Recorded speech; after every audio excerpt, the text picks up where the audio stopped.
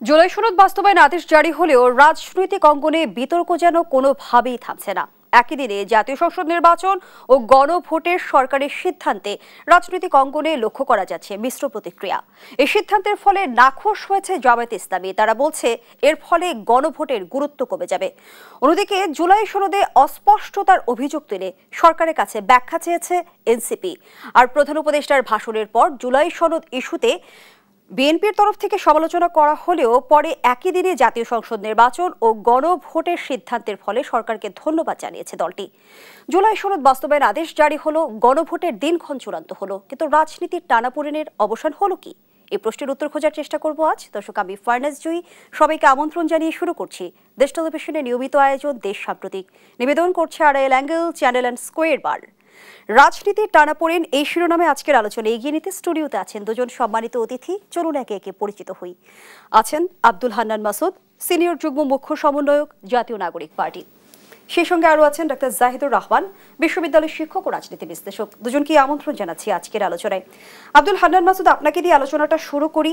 যেমনটি বলছিলাম যে জুলাই সনদ বাস্তবায়ন আদেশ জারি হয়েছে, দীর্ঘদিনের রাজনৈতিক মত পার্থক্য আমরা দেখেছি জুলাই সনদকে কেন্দ্র করে, তার কতটুকু অবসান হলো এবং আপনাদের একজন নেতার আমি বক্তব্যকে যদি কোট করি, এনসিপির মুখ্য সমন্বয়ক নাসিরউদ্দিন পাটোয়ারি যেমনটি বলেছে, জুলাই সনদ আদেশে সরকার 1 চামচ তরকারি বিএনপিকে, আরেক চামচ জামায়াতকে দিয়েছে, এমন অভিযোগ করেছেন তিনি। আমার আপনার কাছে প্রশ্ন, তরকারির ভাগ কি এনসিপি পায়নি? বাকি বাটিটা এনসিপির মনে হয়, বাকিতে যা আছে এনসিপি ভাগ সাইডই। এনসিপি চেয়েছিল যে পুরো বাটিটাই যেন জনগণের সামনে দেওয়া হয় এবং এদেশের মানুষের আকাঙ্ক্ষাটা যেন জুলাই সনদের আদেশের মধ্যে প্রতিফলিত হয়, কিন্তু সেখানে সেটা দেখা যায়নি। বিএনপি দাবি করছে যে উচ্চকক্ষে পিআর মানবে না। বিএনপি বললো যে আপনার গণভোট এবং জাতীয় নির্বাচন একই দিনে হতে হবে। তো সেই ক্ষেত্রে বিএনপিকে খুশি করার জন্য একটা অংশ মেনে নিয়েছে, কিন্তু বিএনপি প্রথম থেকে বিরোধিতা করে এসেছিল উচ্চকক্ষে পিআর এর ক্ষেত্রে, কিন্তু উচ্চকক্ষে তো পিআর সংযোজন করা হয়েছে। এক চামচ বিএনপিকে দেওয়া হয়েছে, সেটার আমি ব্যাখ্যা দিচ্ছি। বিএনপিকে গণভোট এবং আপনার জাতীয় নির্বাচন একই দিনে দিয়েছে এবং জামাত নিম্নকক্ষ পিআর চেয়েছে, উচ্চকক্ষ পিআর চেয়েছে। তখন জামাতকে খুশি করার জন্য জামাতকে উচ্চকক্ষে পিআর দিয়েছে। আমরা বলেছিলাম যে জনগণের আকাঙ্ক্ষার কথা বলেছে,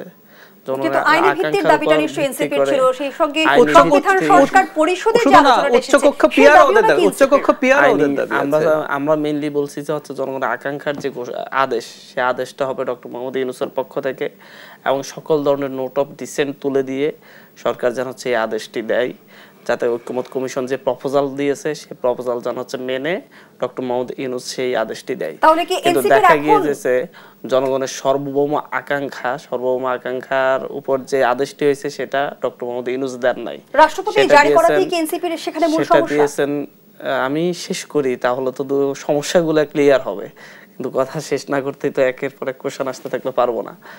তো আদেশটা রাষ্ট্রপতি দেয়া এটা একটা বড় সমস্যা, কারণ জনগণের আকাঙ্ক্ষা, যেটা সার্বভৌম আকাঙ্ক্ষার ভিত্তিতে যেটা হয়েছে, সেটা তো সেই বিদ্রোহটা, সেই বিপ্লবটা, গণ অভ্যুত্থানের ভিত্তিটা, সেটা তো আপনার শাহাবুদ্দিন চুপ্পুদের বিরুদ্ধে হয়েছে, এই রাষ্ট্রপতির বিরুদ্ধে হয়েছে। সাধারণত এটা পরবর্তীতে জন আকাঙ্ক্ষায় যে সরকার গঠিত হয়, সেই সরকারই দেওয়ার কথা ছিল এই আদেশটি, সেটা দেওয়া হয়নি। আর আইনি ভিত্তির যে কথাটা বলা হয়েছে, আমরা নোট অফ ডিসেন্ট সহ ভিত্তি রেখে আইনি ভিত্তি চেয়েছি, কিন্তু সেটা সরকার অস্পষ্ট রেখেছে। সরকারের কাছে আমরা সেটা স্পষ্ট ব্যাখ্যা চেয়েছি যে সরকার জুলাই সনদের ভিত্তিতে যেই সাংবিধানিক প্রতিষ্ঠানগুলো রয়েছে, সেই প্রতিষ্ঠানগুলো সেভাবে গণভোটের পর বাস্তবায়ন হবে বলছে। এই ক্ষেত্রে কি নোট অফ ডিসেন্ট সহকারে জুলাই সনদ, নাকি নোট অফ ডিসেন্ট ব্যতি রেখে জুলাই সনদ, এই কথাটা সরকার স্পষ্ট করেনি। আমরা সরকারের কাছে এই জায়গায় স্পষ্ট ব্যাখ্যা চেয়েছি। তো আমাদের কাছে মূলত গণভোট কবে হবে সেটা সবচাইতে বড় বিষয় না।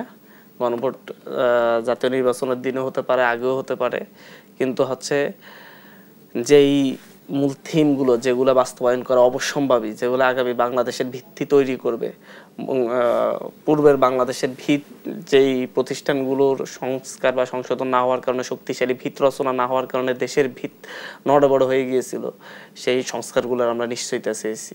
সেটা সরকার অস্পষ্ট রেখে যে আদেশ জারি করেছে, আমরা সেটার সরকারের স্পষ্ট ব্যাখ্যা দিলে তারপর আমরা সেই ব্যাপারে এনসিপির তরফ ভালো থেকে মন্তব্য যেমন করতে কিছু পারবো। দাবি ছিল জামায়াতে ইসলামীর তরফ থেকেও দাবি ছিল, বিএনপির তরফ থেকেও। সরকার নিশ্চয়ই একক কোনো দলের হয়ে কোনো সিদ্ধান্ত নিতে পারেনি, সরকার সব সিদ্ধান্তকে সমন্বয় করার চেষ্টা করেছে, যেমনটি আসলে রাজনৈতিক বিশ্লেষকরা বলছে। আমি যদি জুলাই সনদকে মার্কিং করতে বলি, এনসিপি কত মার্ক দেবে? এনসিপি সরকারের ব্যাখ্যার পর মার্কিং করবে। পূর্ণাঙ্গ যে খাতা যেটাকে মার্কিং করা যাবে, এনসিপি সেই খাতাটি পাইনি এখনো। সরকারের কাছে যে ব্যাখ্যা এসেছে সেই ব্যাখ্যা দিলে তারপর এনসিপি মার্কিং করতে পারবে। ধন্যবাদ জানাচ্ছি আব্দুল হান্নান মাসুদ। ডক্টর জাহিদুর রহমান, রাজনৈতিক বিশ্লেষকরা বলছে যে সরকার সব রাজনৈতিক দলের দাবিকে সমন্বয় করার চেষ্টা করেছে, সরকারের কাছে আর ভালো কোনো উপায় ছিল কি? আমি এটাই দ্বিমত করি যে সরকার সবার দাবিকে সমন্বয় করার চেষ্টা করেছে, কারণ সব দাবি দাবি না। যেমন হান্নান বলছেন, ওনারা বলছেন যে এটা প্রধান উপদেষ্টা দিতে হবে, রাষ্ট্রপতি তো আমাদের লোক না। কথাটা ভুলও না, উনি শেখ হাসিনার সময় নিযুক্ত হয়েছিলেন। আচ্ছা, রাষ্ট্রপতি তো অনেকগুলো অধ্যাদেশ জারি করেছেন, সিগনেচার তার। আইসিটি যে মামলায় শেখ হাসিনার বিচার হচ্ছে, ওটার 3বার সংশোধন হয়েছে অর্ডিন্যান্সে, 3বার রাষ্ট্রপতি সাইন করেছে এবং শেখ হাসিনার বিচার হতে যাচ্ছে। এই বিচার কি অবৈধ? উনি তো আমাদের লোক না, উনি শেখ হাসিনার প্রেসিডেন্ট। এর বাইরে আরো অনেক অর্ডিন্যান্স, ডিজিটাল সিকিউরিটি অ্যাক্ট সহ অনেকগুলো অর্ডিন্যান্স, যেহেতু এখন সংসদ নেই, আইন প্রণয়ন হবে অধ্যাদেশের মাধ্যমে, সব রাষ্ট্রপতি করছেন। আর আমরা যে সময়টা যে টাইপের কথা হান্নান বলছেন, সেটা হচ্ছে আরেকটা জিনিস, সেটা হচ্ছে একটা অভ্যুত্থানের বা একটা বিপ্লবী সরকার। অনেকে মনে করেছেন, এই ন্যারেটিভ আনার চেষ্টা করেছেন যে এটা একটা বিপ্লব। এটা আসলে বিপ্লব ছিল না। কোনো বিপ্লবের পরে এরকম হয় যে একটা নতুন সরকার সব ভেঙে চুরে সংবিধান স্থগিত করে দিয়ে আমরা এই সংবিধানের অধীনে থাকলাম। শুধু সেটা না, আমাদের প্রধান উপদেষ্টা কার কাছে শপথ নিয়েছেন, উপদেষ্টা পরিষদ কার কাছে শপথ নিয়েছেন। প্রধান উপদেষ্টা ভালো হয়ে গেলেন, কিন্তু উনি আনুগত্য দেখিয়ে শপথ নিয়েছেন রাষ্ট্রপতির কাছে, তাই না? তো তাহলে আর এটা কিভাবে হলো? আসলে এনসিপি একটা প্রক্সি দাবি, এটা কিন্তু দাবি না, এটা ওনারা বোঝেন। কারণ সিগনেচার যেই করুক না কেন, কন্টেন্ট কি একই নাই? ধরলাম এটা প্রধান উপদেষ্টা করলেন, তারপরে তো কন্টেন্ট আদেশটা একই হতো। প্রধান উপদেষ্টা সেটা পারেন না, সাংবিধানিক সমস্যা আছে, সেটা অন্য আলোচনা। কিন্তু ডক্টর জাহিদুর রহমান, ইতিমধ্যে কিন্তু আদেশ জারিকে কেন্দ্র করে অনেক প্রশ্ন এসেছে যে এতদিন তো রাষ্ট্রপতি অধ্যাদেশ জারি করেছে, আদেশ জারি করার এখতিয়ার রয়েছে কিনা? আছে, আমি সেই জায়গায় আসবো। প্রশ্নটা আছে, এখতিয়ার আছে কিনা, এবং এটা একটা জটিলতা তৈরি হতে পারে। আমি একটু আসি তার জায়গায়। কিছু দাবি, জামায়াত বলছে নভেম্বরে গণভোট হতে হবে, ফেব্রুয়ারিতে হলে চলবে না। নভেম্বর আর ফেব্রুয়ারির মধ্যে যদি গণভোট যেদিনই হোক না কেন, গণভোটের কন্টেন্টে কিন্তু কোনো পরিবর্তন নেই। আমি রাদার দেখি বিএনপির দাবি থেকে মেজর সরে এসছে সরকার, বিএনপির উপরে বেশ কিছু জিনিস চাপিয়ে দিয়েছে।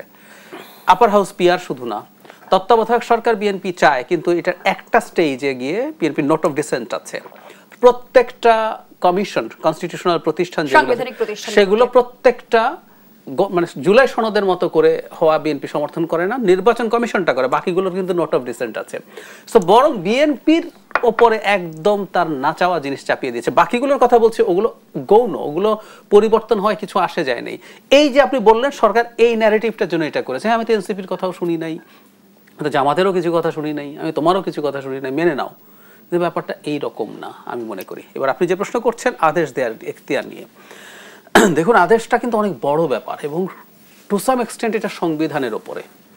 এখন মানে এটা কি, আমরা যদি আদেশটা পড়ি তাহলে ওখানে লেখা আছে এরকম যে আমাদের যে আর্টিকেল 7-এ আছে, আমাদের জনগণের যে সার্বভৌম ইচ্ছার যে পরম অভিপ্রায়, সেটার বহিঃপ্রকাশ হিসাবে এই আদেশ দেওয়া হয়েছে। এবং এই টোনটা এইরকম যেটা সংবিধানের চাইতেও উঁচুতে আছে। এখন বিপদ যেটা হলো, এখতিয়ার আছে কিনা প্রশ্ন আছে। কারণ হলো এটা যদি তাই হয়ে থাকে, এই জিনিসগুলো কখন হয় জানেন? এই জিনিসগুলো হয় যখন সংবিধান স্থগিত থাকে, একটা বিপ্লবোত্তর সময়। আমাদের আবারও বলছি এটা বিপ্লব না, তখন এই জিনিসগুলো এভাবে হয়। এখন তার মানে কি দাঁড়ালো, এই রাষ্ট্রপতির এই রকম সক্ষমতা তৈরি হয়েছে, তিনি চাইলেই এরকম আদেশ আরো দিতে পারেন, তাই তো? আসলেই কি তাই? উনি যেহেতু একটা দিতে পেরেছেন, এটা যদি সঠিক হয়, উনি আরো এরকম আদেশ দিতে পারেন। উনি একটা আদেশ দিলেন যে আগামী নির্বাচন, টেকনিক্যালি বলছে 5 বছর পরে হবে, জনগণের পরম যে প্রত্যাশা সেটার অভিব্যক্তি হিসাবে তিনি আরেকটা আদেশ দিলেন। এই সরকার বাতিল, এখন থেকে নতুন সরকার হবে, বিপ্লবী সরকার হবে।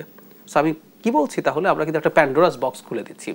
আর সংবিধানের মধ্যে থেকে সংবিধানের একটা পার্ট আপনি আলাদা করে নিয়ে এটা করতে পারেন, কিন্তু আবার আপনি এটা করেছেন। কেন করেছেন?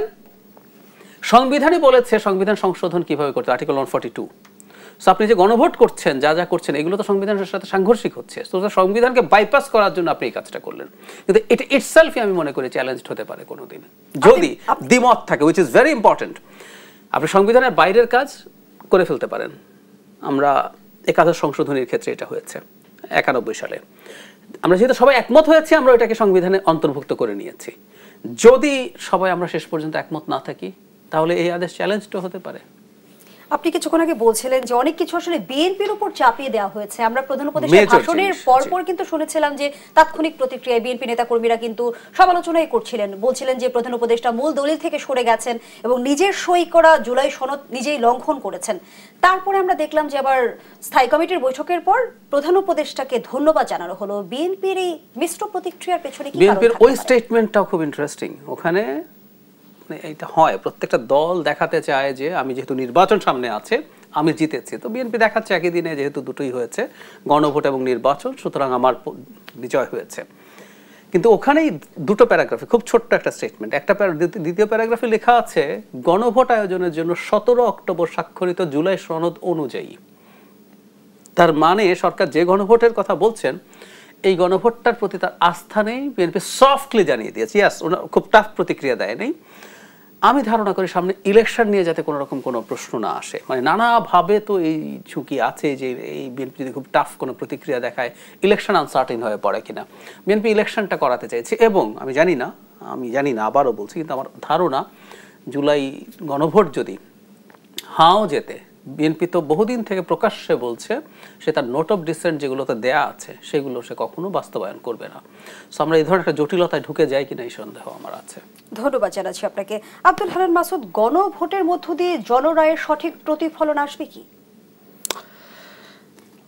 দেখেন, আমি প্রাথমিকভাবে একটা কথা বলি, বাংলাদেশে যতগুলো সংকট তৈরি হয়েছে প্রথম থেকে বিএনপির গোয়ার্তমির কারণে হয়েছে।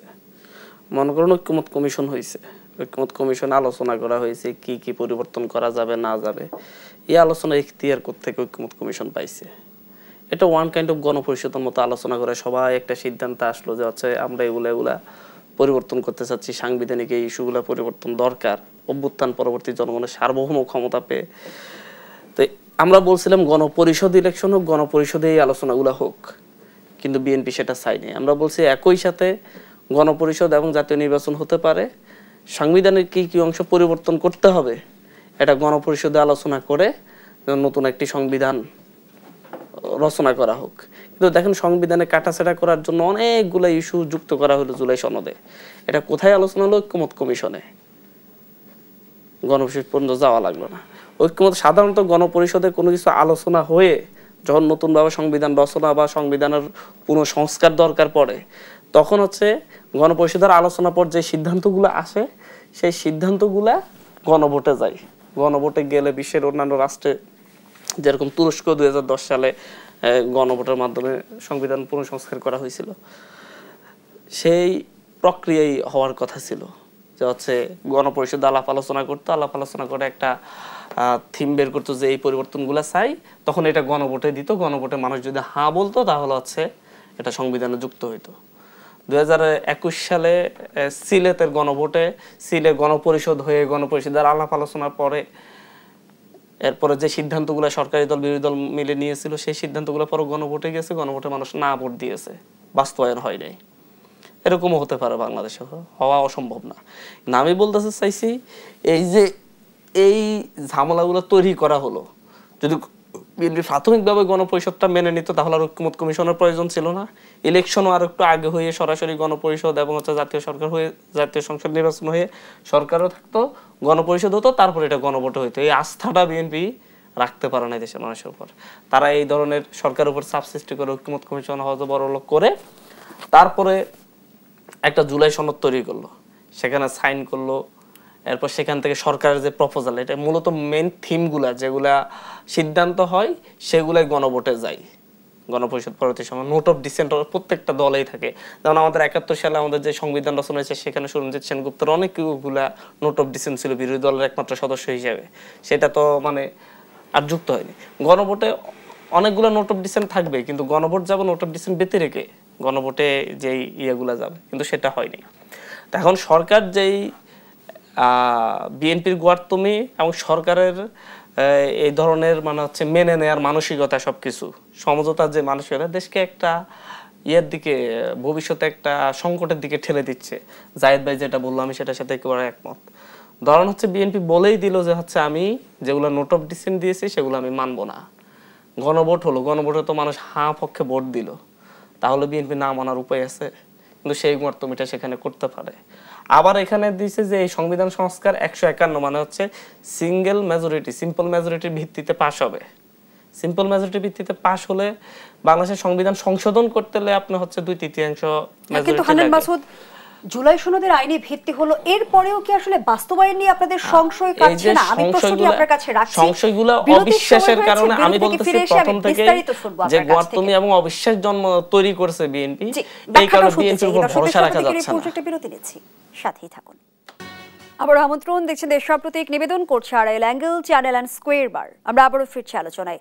হান্নান মাসুদ, যে প্রশ্নটি রেখে বিরতিতে গিয়েছিলাম, এখনো জুলাই সনদ বাস্তবায়ন নিয়ে কেন সংশয় এনসিপি? সংশয় রয়েছে অনাস্থা অবিশ্বাসের জন্য। যখন আপনি বলবেন যে হচ্ছে আপনার দলের কোনো সিনিয়র নেতা যখন বলে যে হচ্ছে মানুষকে না ভোট দেওয়ার জন্য উৎসাহিত করে, যখন কেউ বলে জুলাই সনদ দরকার নেই, তখন তো আমাদের অবিশ্বাস থাকবে। কাদের প্রতি অনাস্থা অবিশ্বাসের কথা বলছেন? অবিশ্বাস অনাস্থা বলতেছে যে সকল রাজনৈতিক দলের নেতারা এই কথাগুলো বলে, জুলাই সনদের কোনো প্রয়োজন নেই, মানুষ যেন না ভোট দেয় সেটার জন্য আমরা ক্যাম্পেইন করব, এই ধরনের কথা যখন আসে বিভিন্ন পর্যায়ের নেতাদের কাছ থেকে, তখন তো আমাদের অবিশ্বাস জন্মাবে। কারণ আমাদের অতীত অভিজ্ঞতা তো ভালো না। 90-এর পরবর্তীতে সামাজিক যে চুক্তি ছিল 3 জোটের রূপরেখা, সেই অভিজ্ঞতাটাও তো আমাদের ভালো না। কিন্তু এনসিপি কিভাবে নিশ্চিতভাবে বুঝতে পেরেছে যে বিএনপি ক্ষমতায় যাবে? বিএনপির প্রতি অনাস্থা অবিশ্বাস তৈরি হয়েছে, এমনও তো হতে পারে যে এনসিপি ক্ষমতায় যেতে পারে। আমরা গেলে তো হচ্ছে বাস্তবায়ন করব। যদি জামাত চাই তারা কতটুকু বাস্তবায়ন করবে, যদি বিএনপি চাই কতটুকু বাস্তবায়ন করবে, তো মানুষ সিদ্ধান্ত নেবে। মানে অন্যান্য দলের প্রতি আপনারা আস্থা রাখতে পারছেন না? আস্থা রাখার পরিবেশটা তো নাই। কারণ হচ্ছে সকালে এক কথা, দুপুরে এক কথা, বিকেল আরেক কথা বললে আস্থা কিভাবে থাকবে? এক এক নেতা এক ধরনের কথা যদি এইভাবে বলে জুলাই সনদকে কেন্দ্র করে, তাহলে আস্থা কিভাবে থাকবে? কারণ তো অতীত অভিজ্ঞতা তো ভালো না, একটাই কথাই বলতেছি, অতীত অভিজ্ঞতা ভালো না। যার কারণে সরকারের সিদ্ধান্তগুলা সরকার এইরকম অস্পষ্ট রেখে যখন হচ্ছে আদেশ জারি করে, তখন তো হচ্ছে এটা নিয়ে একটা কনফিউশন থেকেই যাবে। এই কারণে আমরা সরকারের যে আদেশ জারি করেছে সেই আদেশকে আমরা স্পষ্ট করতে বলেছি, স্পষ্ট ব্যাখ্যা দিতে বলেছি। স্পষ্ট ব্যাখ্যা দিলে দেখা যায় কতটুকু কনফিউশন যায়। ইতিমধ্যে আপনাদের আরেক নেতা অভিযোগ করেছে যে জুলাই সনদ আদেশের খসড়া তৈরির সময় আইন উপদেষ্টার মাথায় বিএনপির প্রেসক্রিপশন ছিল। তাহলে কি বিএনপি সবকিছু নিয়ন্ত্রণ করছে? এই অভিযোগের কোনো ভিত্তি রয়েছে কি?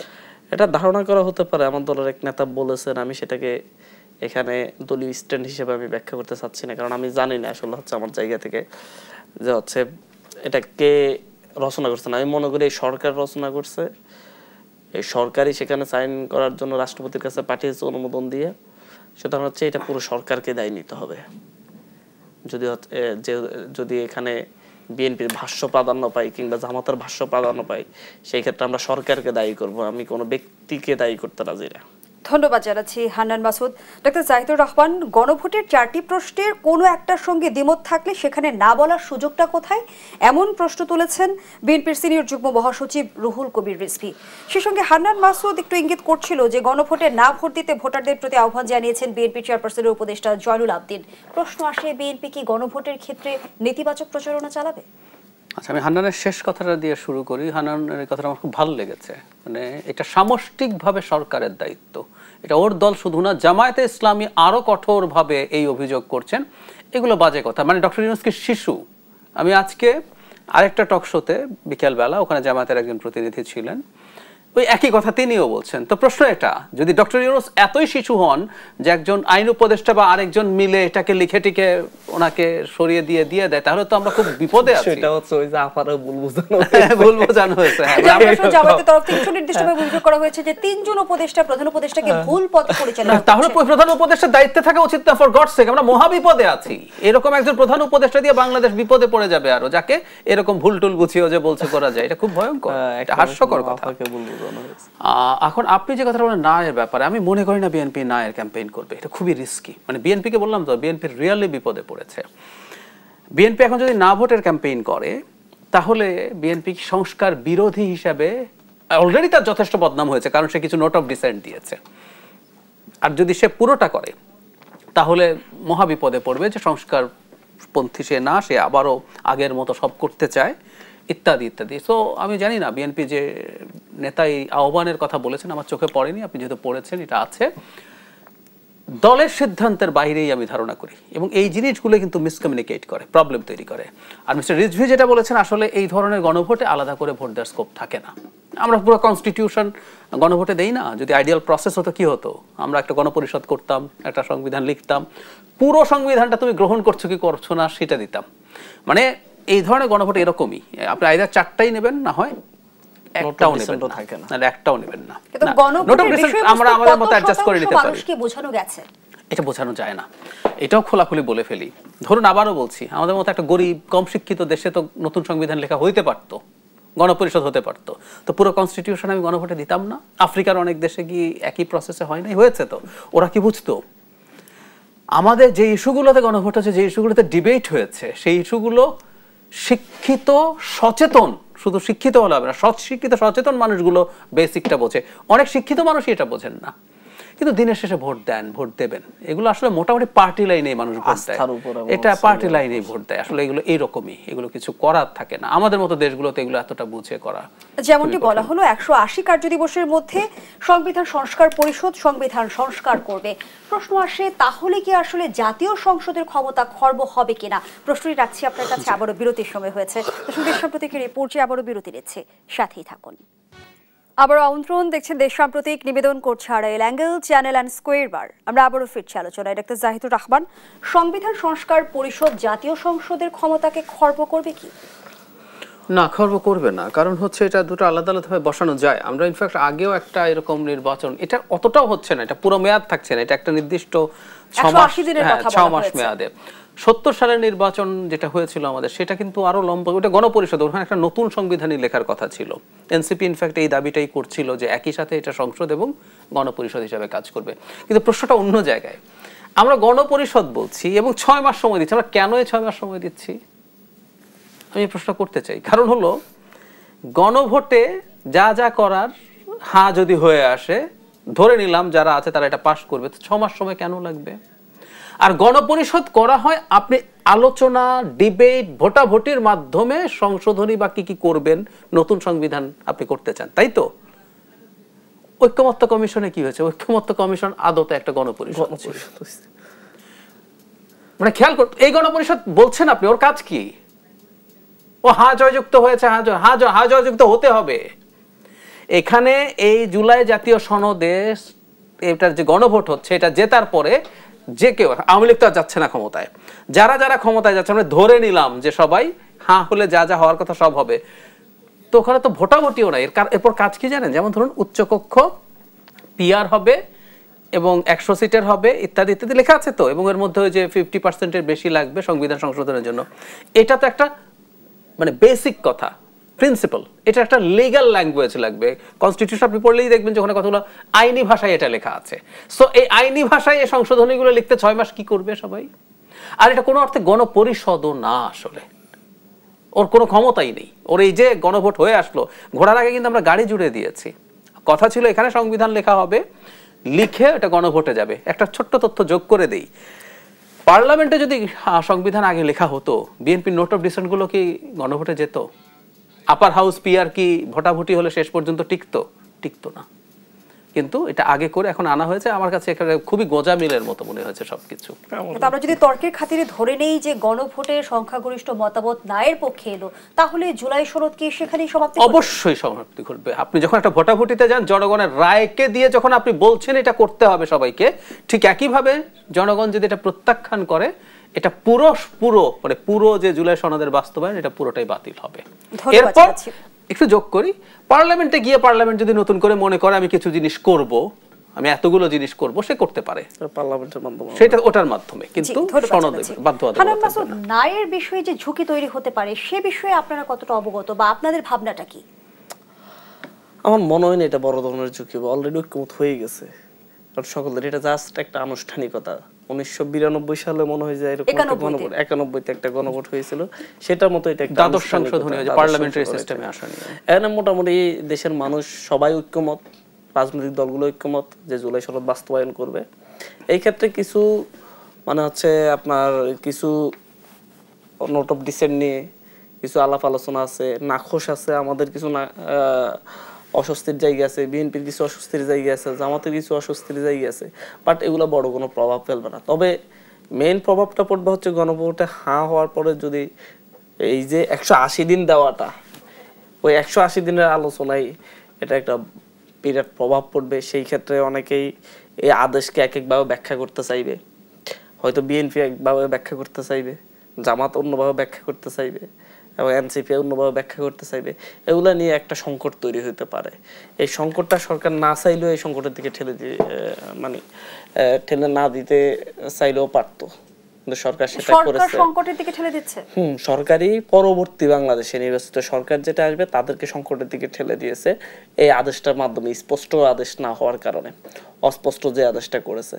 আমরা এই কারণে বলছি যে সরকার স্পষ্ট করুক, এই আদেশের ব্যাখ্যা দিক সরকারিভাবে, একটা স্মারকের মাধ্যমে ব্যাখ্যা দিক, তাহলে সেই ক্ষেত্রে এই অস্পষ্ট জায়গাগুলো থাকবে না এবং দেশের যে সংকটের আমরা সম্ভাবনা দেখছি সেটা থাকবে না। আমরা বর্তমান সময়ে দেখছি যে সরকারের নিরপেক্ষতা নিয়ে, উপদেষ্টাদের নিরপেক্ষতা নিয়ে নানা অভিযোগ সামনে এসেছে। সেটি কি আসলে রাজনৈতিক অঙ্গনের, আমরা যদি বলি পলিটিক্যাল রেটরিক, নাকি আসলে সরকারকে সত্যিকার অর্থে চাপে ফেলার এক ধরনের উদ্দেশ্য? না, দেখেন যে হচ্ছে বাংলাদেশের প্রত্যেকটা নাগরিকই কিন্তু হচ্ছে কোনো না কোনো দলের প্রতি সিম্প্যাথি রাখে। আবার হচ্ছে কেউ কেউ সরকারে যাওয়ার পরে তারা তাদের কর্মকাণ্ড থেকে এমন কিছু কর্মকাণ্ড করে ফেলে যেগুলা থেকে মুক্তির জন্য, যেগুলা থেকে তারা হচ্ছে এটাকে কি বলে আপনার, এগুলা যেন বিচারের মুখোমুখি হতে না হয়, সেজন্য হচ্ছে কার কাছে গেলে সেইটা থেকে বিচারের মুখোমুখি হইতে হবে না, এই চিন্তাটাও করে। তো এই কারণে হচ্ছে প্রত্যেকেই হচ্ছে সেফ এক্সিট খুঁজে, কেউ সেফ এক্সিট খুঁজে, কেউ বা হচ্ছে হয়তো বা আগ থেকেই ভুল করে নাই কিন্তু আগ থেকে কারো না কারো প্রতি সিম্প্যাথাইজড ছিল, এরকম থাকেই। এরকম থাকার পরও আমরা মূলত মনে করি যে হচ্ছে সর্বশেষ তারা যদি তাদের অফিসে বসার পরে, চেয়ারে বসার পরে যদি দায়িত্বগুলো যদি তারা সঠিকভাবে পালন করে, তাহলে হচ্ছে আমরা খুব ভালো একটা নির্বাচন দেখতে পারবো, খুব ভালো একটা, একেবারে 100% ভালো আমি বলবো না, কিন্তু আমি আশাবাদী যে হচ্ছে অনেক উপদেষ্টা নিরপেক্ষতা হারিয়েছে, এটা যেমন বাস্তব, ঠিক তেমনি বাস্তব যে হচ্ছে ওনাদের মাধ্যমে একটা মোটামুটি ভালো ইলেকশন হওয়া সম্ভব। দেশের যে সংকট তৈরি হয়েছে। ডক্টর জাহিদুর রহমান, দুলাইনে আপনার মন্তব্য নিতে চাই। বিগত সময়ে আমরা দেখেছি রাজনৈতিক সরকারের বিরুদ্ধে নানা সময় অভিযোগ করেছে রাজনৈতিক দলগুলো। এবারে আমরা দেখেছি প্রেক্ষাপট ভিন্ন, কিন্তু অভিযোগ থামেনি। রাজনৈতিক সংস্কৃতির অংশ হয়ে গেছে কি অভিযোগ? আমার কাছে মনে হয়, এবং এটা আবারও বলতে হবে, এখানে হান্নানও রাজনীতি করেন, রাজনীতিবিদরা মুখে যা বলেন সব সিরিয়াসলি নেবেন না। মানে এই যে চাপ দিচ্ছেন আপনি, চাপ দিয়ে আপনার অন্য কিছু চাওয়া থাকতে পারে। যেমন ধরুন আমি একটা ছোট উদাহরণ দেই, এনসিপি এত না, জামাত আর বিএনপি তো প্রশাসনে তাদের সমর্থকরা আছে, ডিসি নিয়োগ হচ্ছে, মানে আপনি একটা চাপ দিলেন, এরাই কিন্তু রিটার্নিং অফিসার হবেন, তাদের ঘরানার লোকজনকে বসানো যায় কিনা, হতে পারে। আপনি চাপ জারি রেখে আসলে আপনার মতো করে পদায় সেটা বিন করে বলছে কিনা সেখানে সন্দেহ থেকে আপনি অন্য কিছু চাচ্ছেন। অসংখ্য ধন্যবাদ জানাচ্ছি দুজনকে। আমরা আমাদের আয়োজনের একেবারে শেষ পর্যায়ে এখানেই শেষ করছি দেশপ্রতীকের আজকের আয়োজন। ধন্যবাদ এতক্ষণ আমাদের সাথে থাকার জন্য।